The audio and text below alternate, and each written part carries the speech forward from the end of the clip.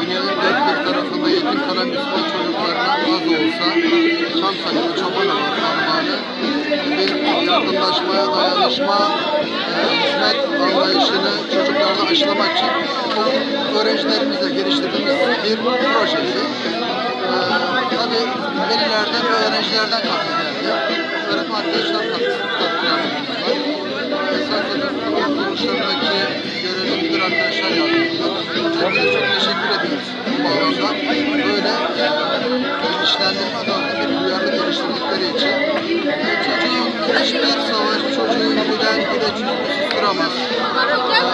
Sen eğer bir çocuğu sevindirirsen dünya sevindirir. Sen gelirsen bir yetim sevinir sloganla yola çıktık. Çok da güzel oldu. İyi şeyler yaptığımıza, iyi şeylerin olduğuna inanıyorum.